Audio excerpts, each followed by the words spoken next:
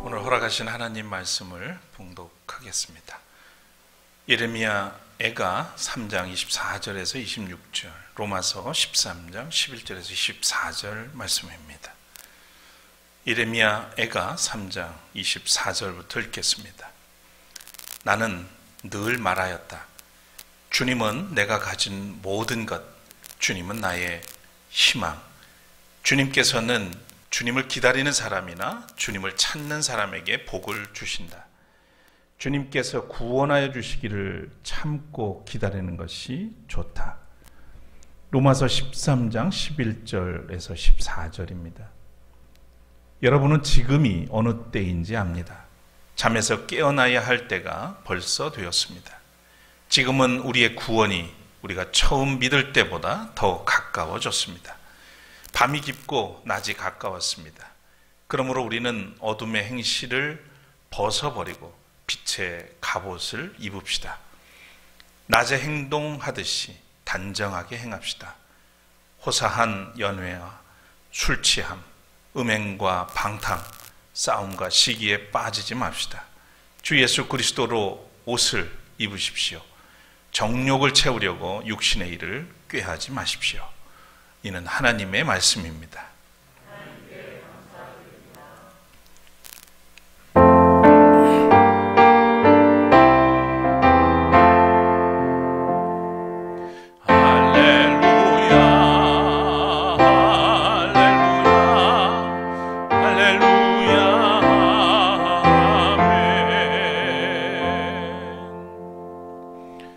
자리에 앉으시겠습니다. 오늘은 교회력의 시작인 대림절기 첫 주일입니다. 대림절은 이미 우리에게 오셔서 구원해 주신 주님을 기리고 또 약속하신 대로 다시 오실 주님을 기다리며 맞을 준비를 하는 교회 절기입니다. 대림절 첫 주일, 주님의 임재와 평화에 주님을 사모하며 기다리는 여러분과 고난의 현장에서 또 신음하는 사람들, 마땅한 권리를 수호하기 위해서 거리에서 싸우는 노동자들, 헌정 질서와 훼손된 민주주의를 바로 세우고 하나님의 정의가 실현되기를 갈망하는 모든 이들에게 우리 주님의 위로와 평강이 함께 하시기를 빕니다. 오늘은 기다리라라는 제목의 강론으로 말씀을 나누겠습니다. 주님을 기다립니다. 주님을 사모합니다. 대림절 첫 주일 이 아침에 주님 앞에 나온 저희에게 은총을 부어 주소서. 오직 주님을 바라며 또 기리며 기다리며 사는 우리 가운데 놀라운 주님의 은총이 임할 줄을 믿습니다. 걸어가신 성령을 통해서 이 시간 우리를 다스려 주시고 마음 문 열게 하여 주시고 허락하신 말씀이 우리의 양식이 되게 하옵소서. 부족한 종 위에도 함께 하셔서 뜻하신 바 주의 뜻을 온전히 선포할 수 있도록 또 나눌 수 있도록 이끌어 주옵소서. 예수 그리스도의 이름으로 기도드립니다. 아멘.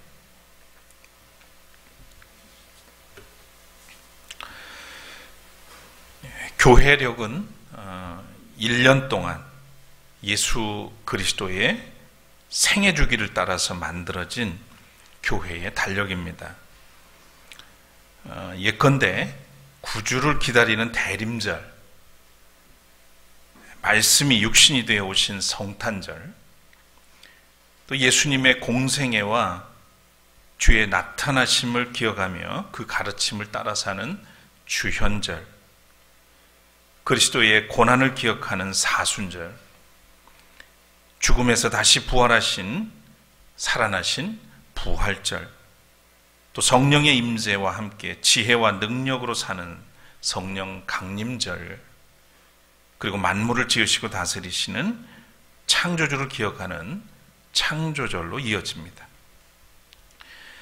교회력은 전 세계 교회가 일치를 위해서 지키고 있습니다. 물론 교회력과 상관없이 그렇게 예배를 드리는 교회들도 있습니다. 그리고 교회를 이룬 성도는 교회력을 따라서 영적 성숙을 도모하고 하나님 나라 백성으로서의 사명을 성취해 가는 것입니다. 오늘은 성탄절 전 4주간 대림절기가 시작되는 첫 번째 주일입니다. 대림절기는 기다림의 계절이죠. 대림절의 의미는 하나님께서 예수 그리스도 안에서 이 세상에 오심을 의미합니다.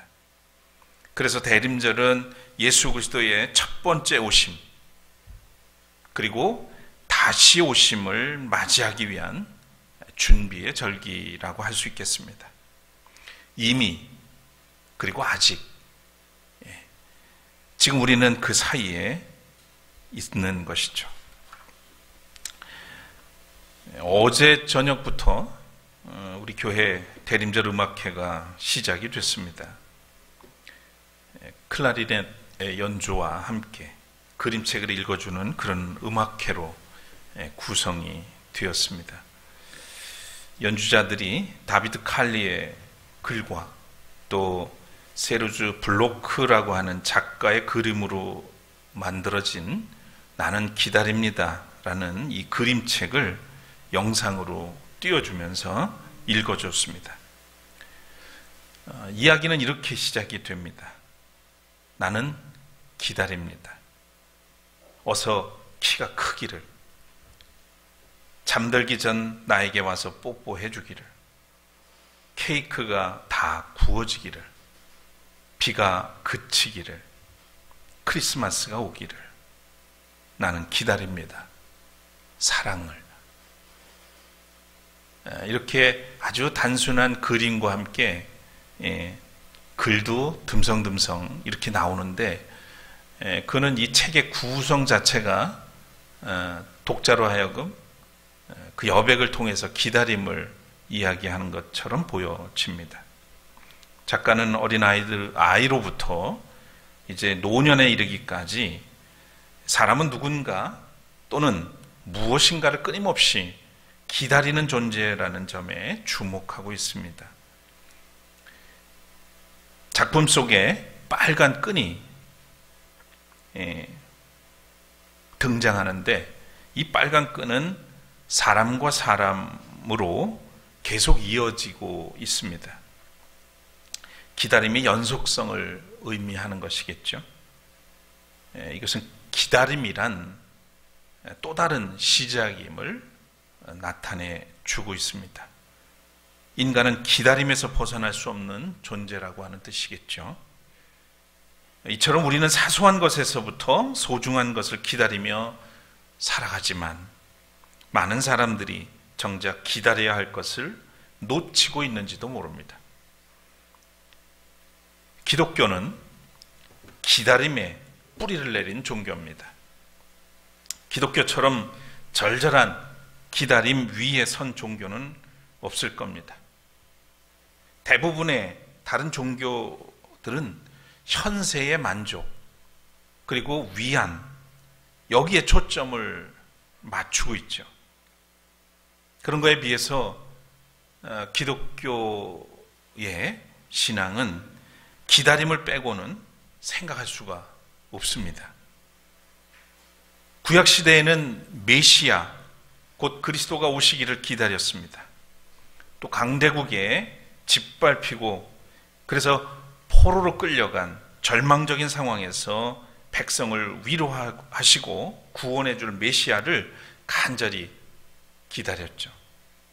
신약 시대에도 신앙인들은 극심한 박해 가운데서도 주님이 다시 오실 날을 기다렸습니다.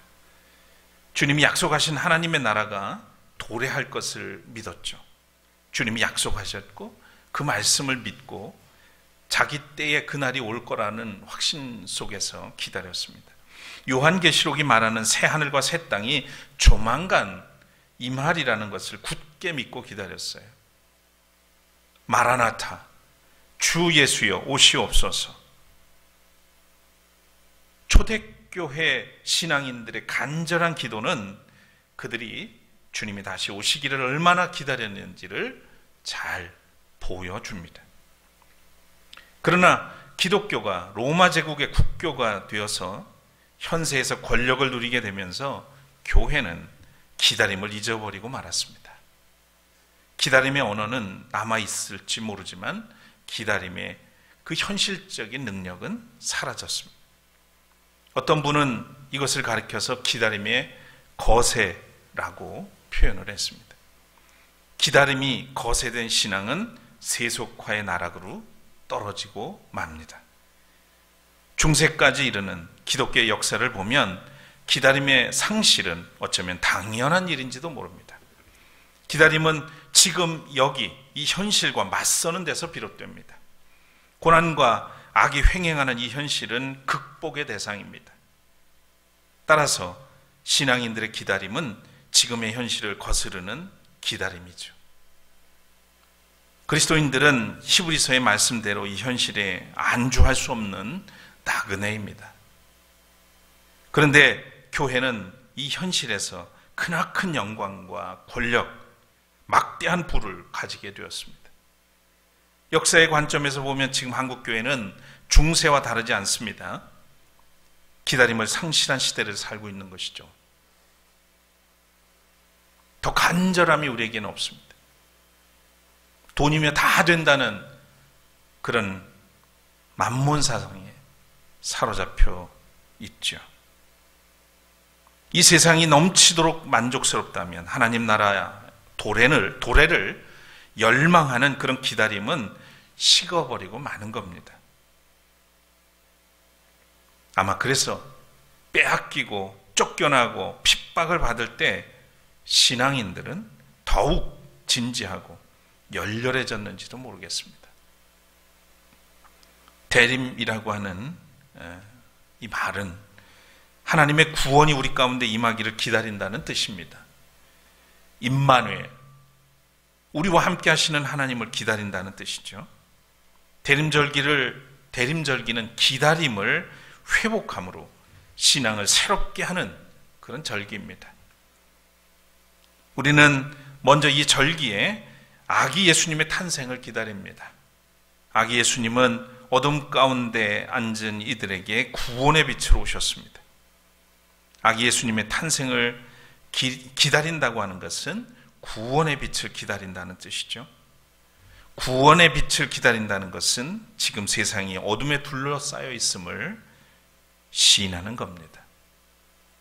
그래서 기다림은 우리 가운데 어둠이 뿌리내리고 있음을 성찰하고 또 참여하는 겁니다. 그냥 기다리는 게 막연한 기다림이 아니라는 거죠. 우리의 삶을 돌아보고 참여하면서 하나님 앞에 부끄러운 것들, 부족한 모습들을 돌아보면서 참여하는 겁니다. 어둠에 대한 고통이 큰 만큼 빛에 대한 기다림은 절실해지고 또 빛으로 오신 아기 예수님을 만나는 기쁨은 기다림의 크기만큼 커질 것입니다. 또한 대림절기에 우리는 다시 오실 그분을 기다립니다. 하나님의 구원의 완성을 기다리는 거죠. 그 기다림이 없다면 우리는 진정한 그리스도인이 아닙니다. 구원의 완성을 기다린다는 것은 이 세상이 살만하지 않다는 뜻이기도 하죠. 착취와 굶주림, 갈등과 대립, 전쟁과 파괴가 이어지는 이 현실의 고통에 가슴 아파한다는 그런 뜻입니다. 권력을 폭력의 수단으로 삼아서 인정사정 없이 칼을 휘두르는 그런 무도한 정권에 외치는 광야의 소리, 저항하는 것입니다. 또한 인간의 이기심으로 고통받는 자연의 신음소리에 반응한다는 뜻이기도 합니다.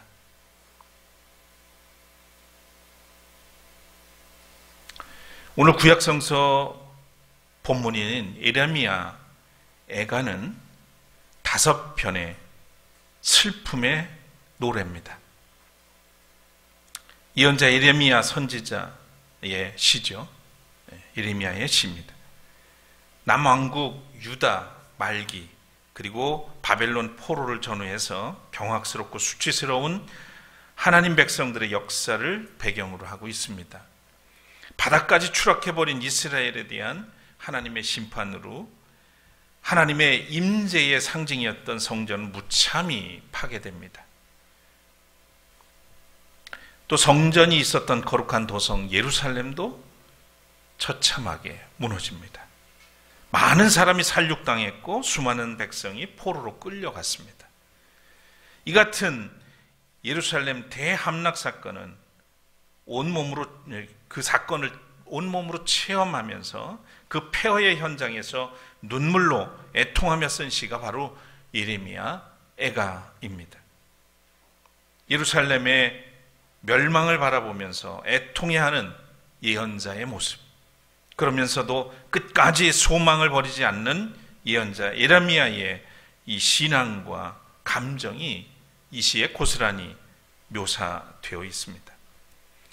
오늘 본문으로 읽은 예레미야가 3장 25절과 26절은 기다림에 대한 말씀이죠. 주님께서는 주님을 기다리는 사람이나 주님을 찾는 사람에게 복을 주신다.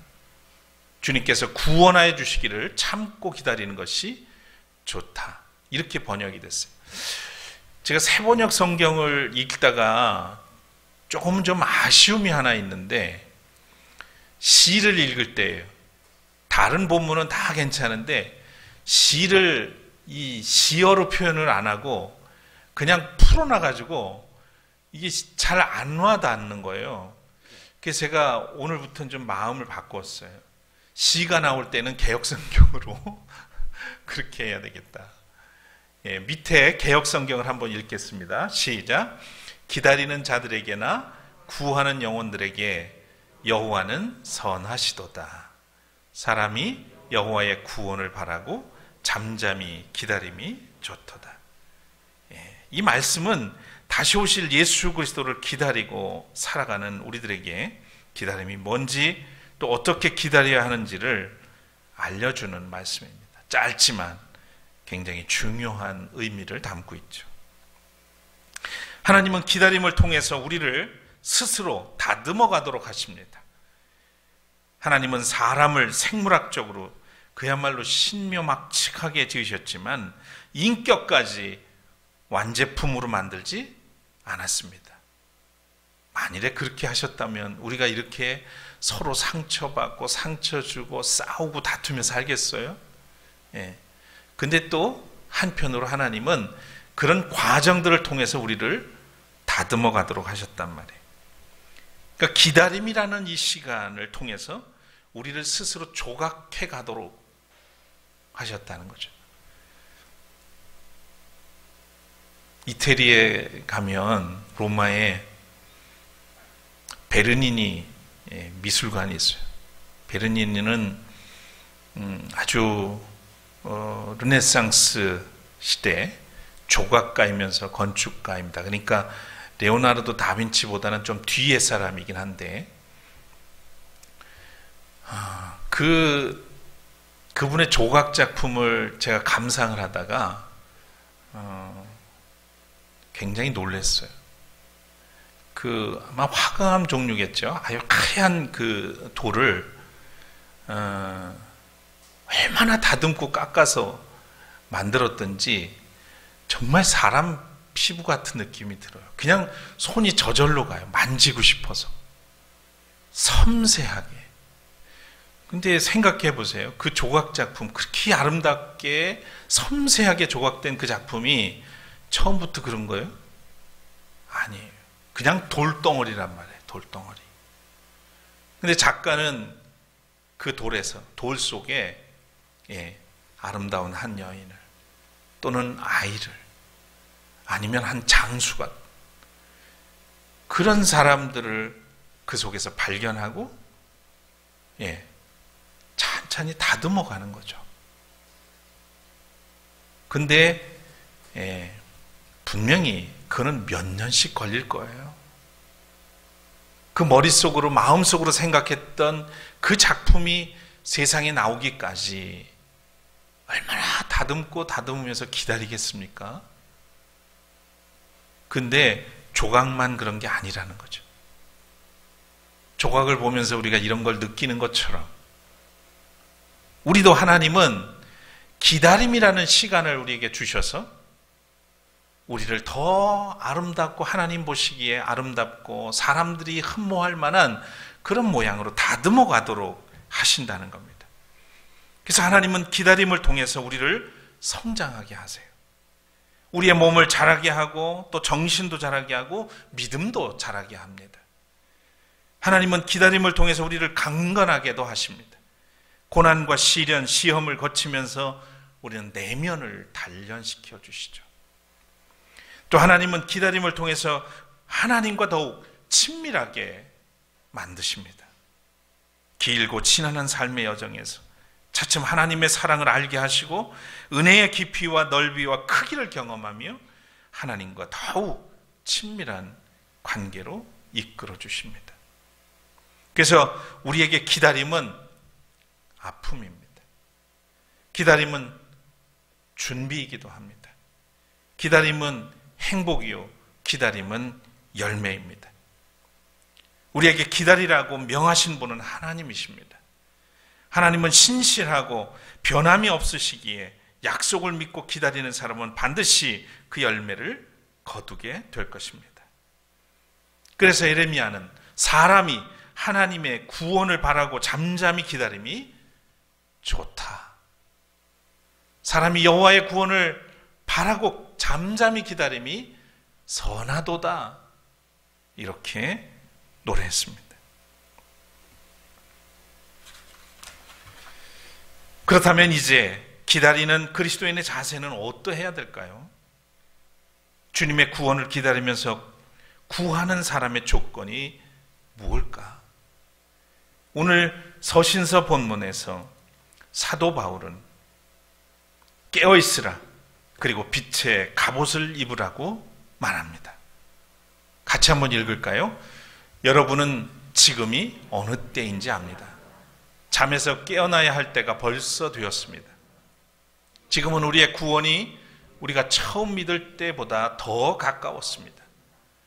밤이 깊고 낮이 가까웠습니다.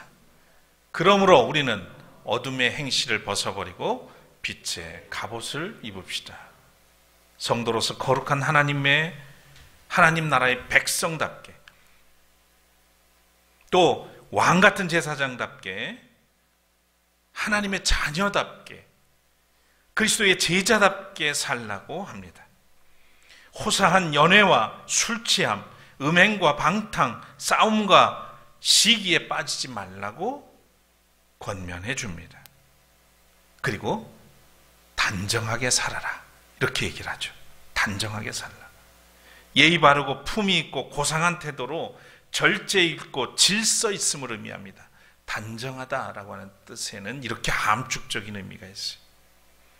다시 오실 주님을 기다리는 성도는 세속의 잠에서 깨어나서 정신을 차리고 단정하게 살아야 한다는 말씀입니다.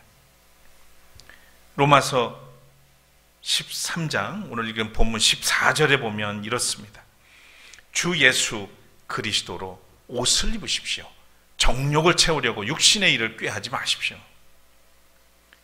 그리스도로 옷 입는다는 말이 무슨 뜻일까요? 바울의 서신서에 자주 나타나는 표현입니다. 갈라디아서 3장 26절과 27절에도 이런 말씀이 있어요. 여러분은 모두 그 믿음으로 말미암아 그리스도 예수 안에서 하나님의 자녀들입니다. 여러분은 모두 세례를 받아서 그리스도와 하나가 되고 그리스도를 옷으로 입은 사람들입니다. 예. 옷은 우리 몸에서 어떤 기능을 하나요? 우리를 나타내고 표현해주는 수단입니다. 그리스도를 옷 입었다. 그것은 우리의 삶으로 그리스도의 향기가, 그리스도의 모습이, 그리스도의 성품이 나타나야 한다는 것을 의미하죠. 이 옷은 단순한 장식품이 아니라 영적 싸움을 위한 거룩한 빛의 갑옷입니다. 우리 몸에서, 우리의 삶에서 거룩한 빛이 드러나야 된다고 하는 이야기입니다. 오늘 강론의 이 글을 쭉 작성을 하고 마무리할 무렵에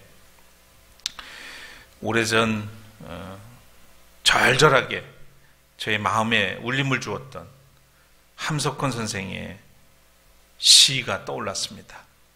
님이 오신다라고 하는 시입니다. 참회록 같은 시죠. 다시 보니 오늘 강론의 내용이 이 시에 다 담겨 있는 것 같습니다. 길지만 제가 다 읽어드리려고 해요. 오늘 말씀을 쭉 한번 새겨보면서 시를 한번 들어보십시오. 님이 오신다. 님이 오신단다. 길 닦아 예비하자. 내 집에 오시는 님을 그저 어찌 맞느냐.